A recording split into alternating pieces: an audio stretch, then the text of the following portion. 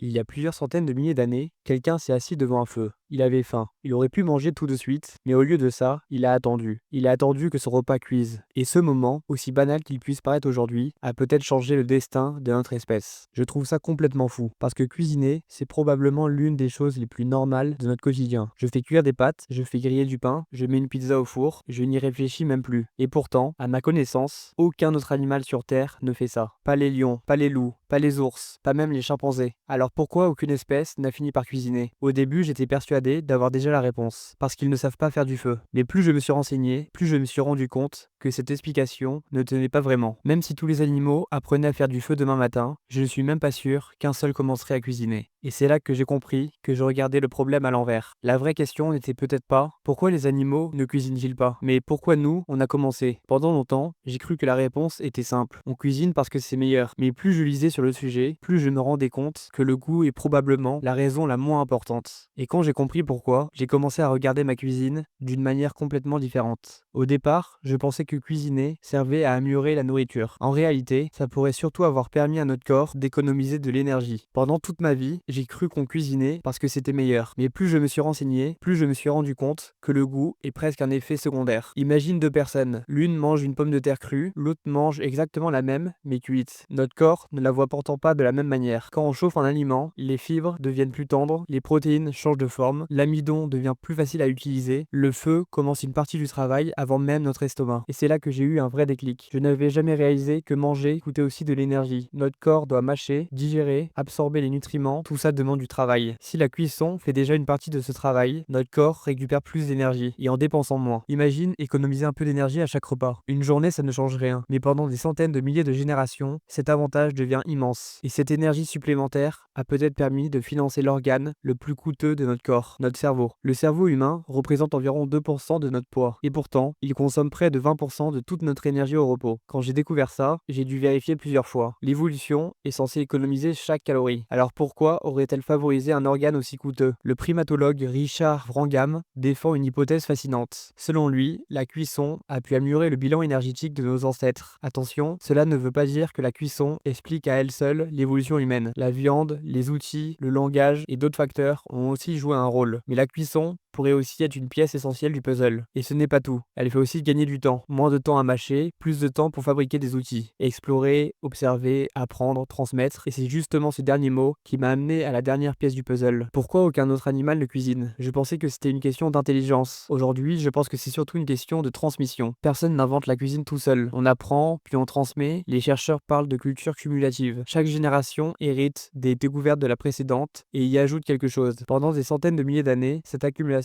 a transformé notre manière de vivre. Alors est-ce que la cuisine est la raison pour laquelle nous sommes devenus humains? On ne peut pas l'affirmer, mais elle est probablement une partie importante de la réponse. Depuis que j'ai découvert tout ça, je regarde ma cuisine différemment. Chaque repas est peut-être l'héritage d'une découverte vieille de plusieurs centaines de milliers d'années. En fait, c'est exactement pour ça que j'adore ce genre de questions. Au départ, elles paraissent toutes simples, puis tu creuses et tu découvres qu'elles racontent une histoire immense. Si toi aussi tu aimes découvrir ce qui se cache derrière les choses les plus banales de notre quotidien, pense à t'abonner, j'ai encore plein de questions comme celle-là à explorer. Et finalement, je crois que la plus grande invention de notre espèce, ce n'est peut-être pas le feu, c'est le fait d'avoir compris qu'il valait parfois la peine d'attendre avant de manger.